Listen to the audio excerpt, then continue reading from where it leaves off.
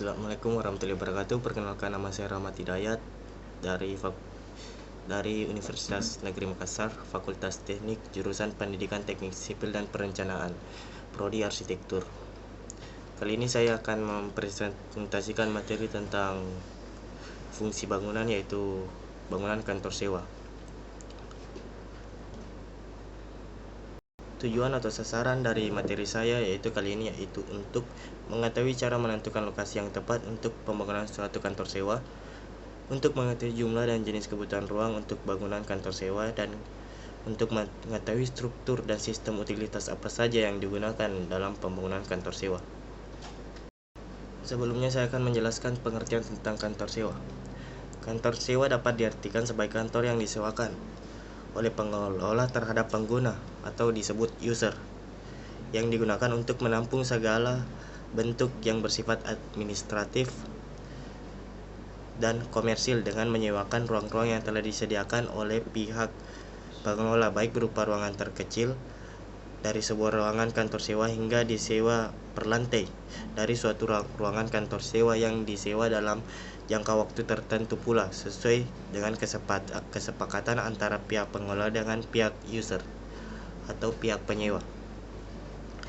Bangunan perkantoran selain dibangun untuk memenuhi seragam kebutuhan maupun tuntutan yang berlaku umum, juga dimaksudkan untuk menarik sebanyak mungkin peminat dari segala lapisan yang membutuhkannya. Keadaan akan tuntutan ini mendorong munculnya perbedaan-perbedaan dalam bentuk bangunannya.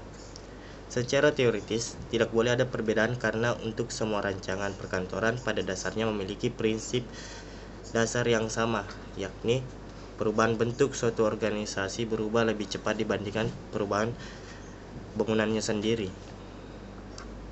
Selanjutnya kita masuk pada materi, yaitu materi pertama, konsep penentuan lokasi pada Kota Makassar, di mana saya mengambil Kecamatan Panakukang, yang saya juga mengambil dua alternatif, yaitu Kelurahan Masale dan Kelurahan Pandang, di mana deskripsi singkat pada alternatif pertama yaitu Kelurahan Masale. Yang pertama yaitu memiliki jumlah penduduk yang tercatat 12.700 lebih jiwa, yang terdiri atas 6.300 lebih jiwa per laki-laki dan terhitung 6.300 lebih jiwa perempuan. Yang kedua yaitu memiliki luas sekitar kurang lebih 0,05 km persegi dan terdiri dari 31 RT dan 7 RW.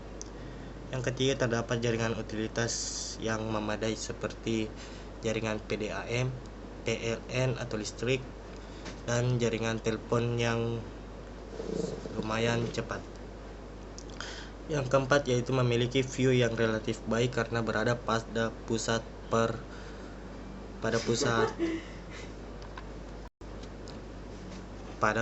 perkotaan.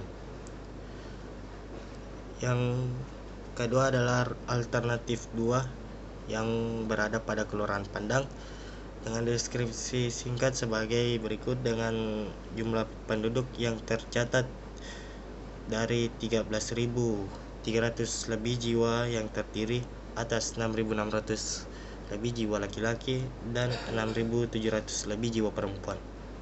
Yang kedua yaitu memiliki luas sekitar sama seperti alternatif pertama yang kurang lebih 0,05 meter persegi dan terdiri dari 44 RT dan 7 RW. Yang ketiga yaitu memiliki view yang relatif baik karena memiliki banyak sarana.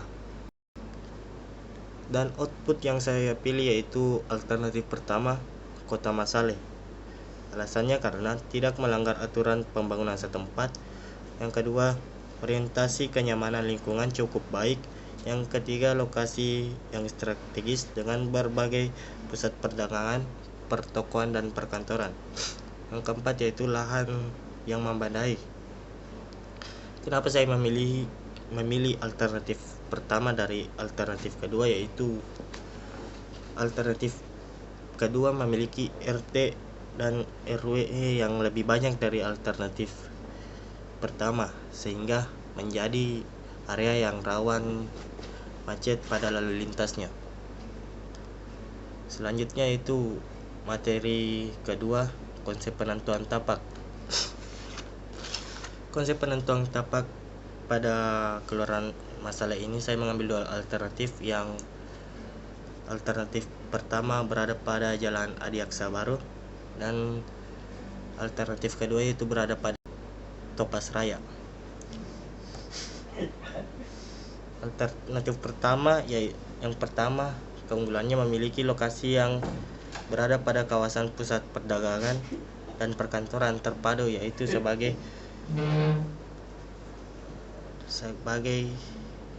yang cocok dengan RT RW pada bangunan kantor sewa. Alternatif kedua tidak berada jauh pada alternatif pertama, tapi sudah memiliki area pemukiman penduduk yang padat. Jadi saya memilih output alternatif pertama dengan memiliki luas sekitar 0,05 RT RW dan terdapat jaringan utilitas yang memadai dan berada tepat pada samping Mall Pandakukang. Selanjutnya konsep analisa tapak.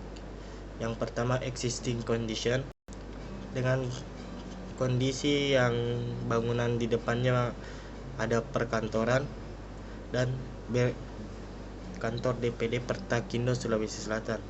Yang kedua yaitu di sampingnya Hotel Genesis dan di belakangnya memiliki beberapa pusat perdagangan.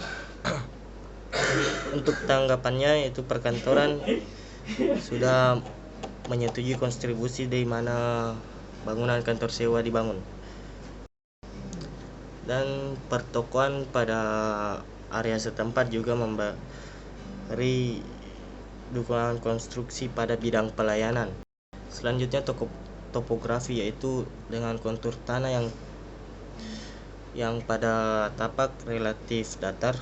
Dengan tanggapan kita dapat memberi penambahan ketinggian pada tapak untuk mempermudah aliran air buangan yang dari tapak menuju riol kota.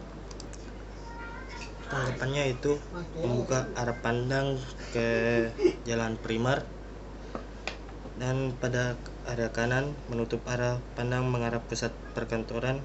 Pada area belakang menutup area pandang ke Jalan Primer dan area pusat perdagangan. Pada area kiri menutup arah pandang ke jalan sekunder. Selanjutnya itu sistem sirkulasi dengan pencapaian tapak yang dapat dicapai dari dua jalan, yaitu Jalan Adiaksa Baru dan Jalan Boulevard. Tanggapannya yaitu arah masuk dan keluar melalui Jalan Boulevard dan arah masuk dan keluar juga dapat melalui Jalan Adiaksa Baru. Selanjutnya itu konsep utilitas dengan keadaan tapak dengan kondisi keadaan tapak didukung oleh ketersediaan jaringan utilitas seperti listrik, PDAM, dan jaringan telepon. Tanggapannya itu riol kota ditutup dengan beton yang dapat difungsikan sebagai area pedestrian, dan sistem jaringan utilitas kota sangat mudah terhubung ke dalam bangunan.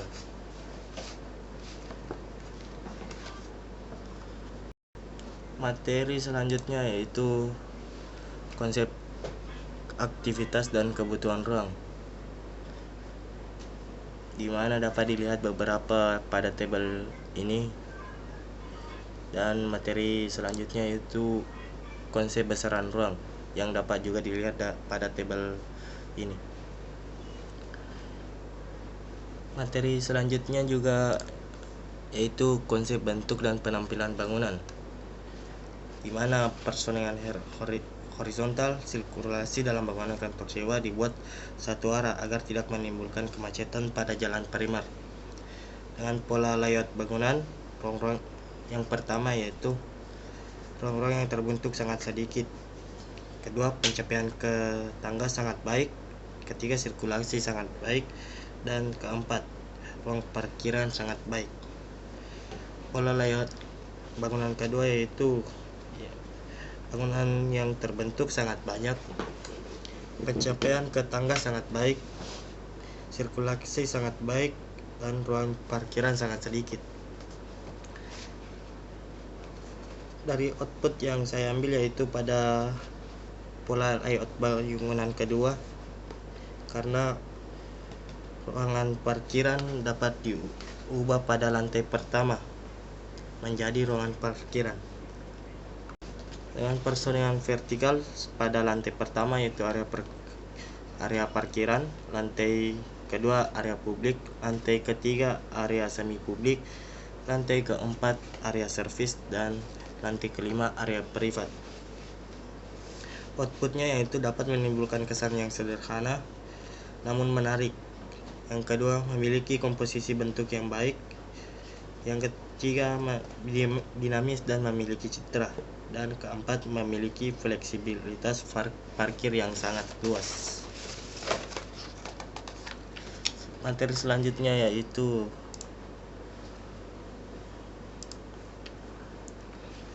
konsep struktur dan material. Dengan struktur atap, substruktur atap pelana yang dengan mudah dipasang, biaya pemasangan lebih murah. Ketiga, menahan radiasi panas matahari dari atas. Keempat, memanfaatkan ruangan kosong pada atas bangunan. Kelima, menahan air hujan agar tidak langsung terkena atap beton pada bangunan. Substruktur rangka beton bertulang. Beton memiliki kuat tekanan yang relatif lebih tinggi, mempunyai ketahanan yang tinggi terhadap api dan air, dan tidak perlu pemeliharaan yang cukup mahal. Superstruktur pada pondasi, saya memilih yaitu pondasi tiang pancang, di mana dapat dibangun secara vertikal dan horizontal, mampu menahan gaya desakan pergerakan tanah, menjadi tumpuan utama yang seimbang dan berguna untuk memampatkan dan membuat kaku struktur dan getaran pada tanah. Selanjutnya pada material, pada area depan saya memberi tempered glass dengan nilai keamanan yang tinggi dan ukuran yang variatif, dan dapat memberi kesan ruang yang luas. Pada bagian samping saya memilih dinding bata karena tertutup oleh bangunan, dengan dimana kita ketahui dinding bata itu kuat dan kaku, memiliki daya tahan yang tinggi dan mudah dalam pelaksanaan. Sekian dari saya. Apabila ada kesalahan, mohon maaf, dan assalamualaikum warahmatullahi wabarakatuh.